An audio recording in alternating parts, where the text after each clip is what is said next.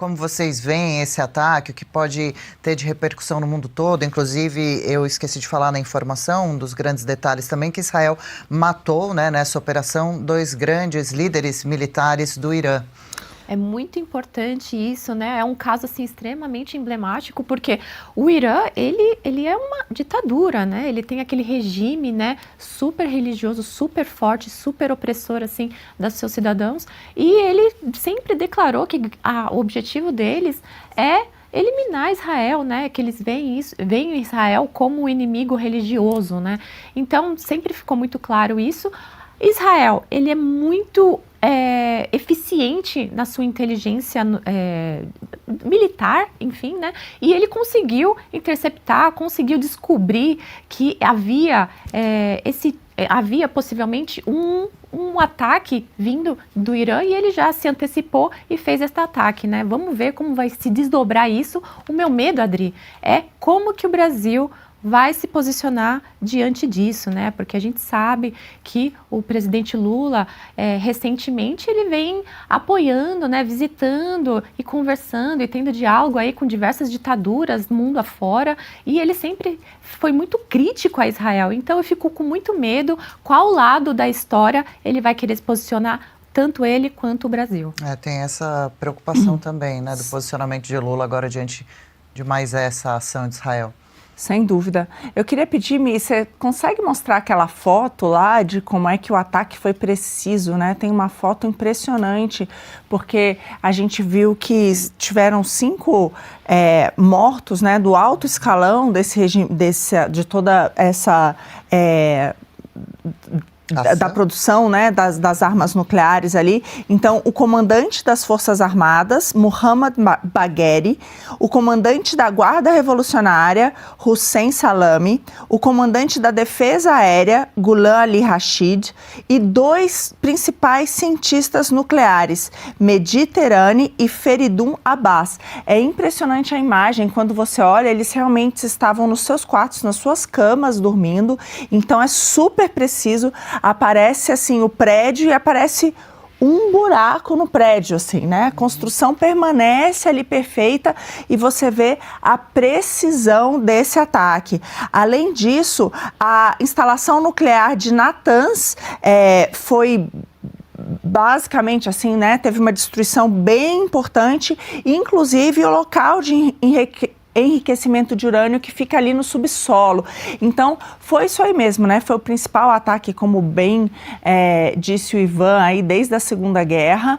E aí o que aconteceu, né? Alguns pontos, só porque é muito importante a gente entender os Estados Unidos nessa história, né? Na escalada. Eu acho que agora o que o mundo está olhando bom, óbvio, né? O que vai acontecer em relação ao Irã, né? De retaliação, mas também as outras potências. Então, o mundo inteiro está olhando assim, o que os Estados Unidos vai fazer, e também se a China pode ter alguma reação, se a Rússia pode ter alguma reação. Então vamos começando pela parte dos Estados Unidos, né? Assim que aconteceram os ataques, tanto Donald Trump, né, quanto Marco Rubio foram no Twitter ali, né, falaram com a imprensa, avisando de que eles não teriam nada a ver com esses ataques, né, que teria sido feito por Israel, e deixando uma mensagem clara para o Irã não atacar os Estados Unidos. Então, lembrando que eles já tinham evacuado todas as embaixadas americanas ali no Oriente Médio, então eles deram esse alerta. E hoje, você tem aí, Mia, aquele tweet do Donald Trump, o Trump soltou, bastante importante esse aí, que ele fala o seguinte, eu dei uma chance para o Irã, né? Eu dei várias chances, na verdade, eu dei chance atrás de chance dele fazer um acordo. Eu falei para eles, just do it, façam isso, né? Mas não importa quanto eles tentaram, não importa quão perto chegamos, eles não conseguiram que fosse feito. Ele avisou, eu também avisei que seria muito pior do que qualquer coisa que eles poderiam imaginar, antecipar, porque os Estados Unidos fazem as armas mais letais de todas. Então, e Israel tem várias delas. E muito mais está por vir. Então, ele dá ali um deadline lá no final. Ele fala que não tenha mais mortes nem destruição. Just do it. Façam isso antes que seja muito tarde. Então ele dá meio que um ultimato aí de que o acordo tem que ser feito agora, né? Ele coloca que não tem jeito, ou a gente chega num acordo para acabar com todo o armamento nuclear dentro do Irã, ou então, né, se preparem para o pior. Então, foi uma mensagem bastante importante aí dos Estados Unidos que, pelo que tudo indica depois dessa mensagem, né, vai apoiar Israel nisso aí. Então, vamos ver. E agora o mundo inteiro está olhando para ver qual que vai ser a repercussão em relação à China, também em relação à Rússia. Lembrando que a Rússia tem outros problemas para lidar, né? Ali na Ucrânia, também ali aconteceu da Ucrânia, pela primeira vez, conseguir um ataque mais forte em relação à Rússia e também, né, tanto a Europa quanto os americanos ficaram ali do lado da Ucrânia, dizendo que, de novo, também, os Estados Unidos já propôs um acordo, né? O Donald Trump, aliás, até o Macron deu aquela chapuletada no Lula, né? Que o Lula disse, os dois ali tem que chegar num acordo. E aí o Macron disse, não. Trump já ofereceu um acordo para a Rússia e quem não aceitou até agora foi Putin. Então, assim, não está muito fácil também pro lado russo aí, né? Não sei se eles vão querer entrar nessa outra briga agora. Agora mostra que, de fato, desde que Donald Trump entrou no poder, essa questão geopolítica mudou bastante, né? Ele veio com todo o discurso de que não aceitaria essa guerra, oferecendo os acordos de paz, mas sendo muito claro nas suas intenções. E agora, de novo, a Rússia, que não topou o acordo, permitiu, então, o ataque ucraniano, ofereceu um acordo para o Irã, que até agora não aceitou, e com isso, de novo, agora está apoiando esse ataque de Israel. Então, uma questão geopolítica aí realmente totalmente diferente do que a gente vinha vendo até aqui. Com certeza. E em relação só à questão do Lula, acho que vale trazer 2 pontos, né? Primeiro, que o Irã nos BRICS, né? Então, claramente, o Lula está nos BRICS, né? Que tem o quê? Que está do lado da China, está do lado da Rússia e recebendo essas outras ditaduras que agora querem também entrar nos BRICS.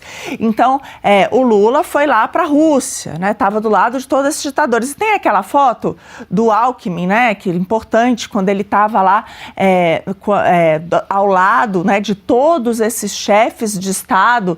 Então, a gente vê aí radicais, o Alckmin, exatamente, terroristas, né? Sim. Ele está do lado do Hamas, né? Do líder do Hamas, do Houthis, do Hezbollah, então da Jihad Islâmica. Então ele do lado de todos esses aí, numa posse de uma liderança lá mesmo no Irã. Então, para um diplomata não custava ter um cuidado, um bom senso, né, de não sair nessa foto, não sentar ao lado dessas pessoas, né, por precaução, por qualquer tipo de mensagem subliminar que pudesse vir a ser passada. Lembrando, né, que foi cantado aí o hino, hein? É. Morte a Israel, morte aos Estados Unidos, e ele ali, né? Que é justamente o que o Netanyahu reforça mesmo. O Irã quer aniquilar, já deixou bastante claro, Israel, o povo de Israel, que é um povo que já sofreu muito, como ele mesmo diz, e nós nos tornamos leões de guerra para nos proteger. Muito preocupante essa frase de Trump também, dizendo before it's too late, né? Antes que seja tarde demais. O que ele quer dizer com isso? Como que sejam, então, detonadas bombas nucleares? O quanto isso impactaria, né? Quais regiões, quantos países, quais localidades? Não se sabe, é algo muito sombrio sempre quando se fala sobre ataques nucleares, né? E Irã chama esse ataque de Israel de declaração de guerra. Qual será a retaliação? Qual será a resposta? É o que a gente fica no aguardo para saber, né? Aqui no chat já muita gente comentando com a gente o assunto, claro, né? Desse ataque de Israel, preocupado com as possíveis consequências, se posicionando contra o Irã, se posicionando preocupado também com o posicionamento agora também de Lula com relação a isso, uma vez que Lula já se posicionou contra Israel, as ações de Israel dentro de Gaza, da faixa de Gaza, da região da Palestina, já que teriam ainda inocentes por lá, sofrendo as consequências da luta de Israel contra o Hamas. Legal, gostou desse corte? Estamos ao vivo de segunda a sexta-feira, das 10 ao meio-dia, no YouTube da Revista Oeste. Eu, Marina Helena, Adriana Reide e Paula Camacho analisamos as principais notícias do dia. E siga as nossas redes sociais, @oestcom.elas.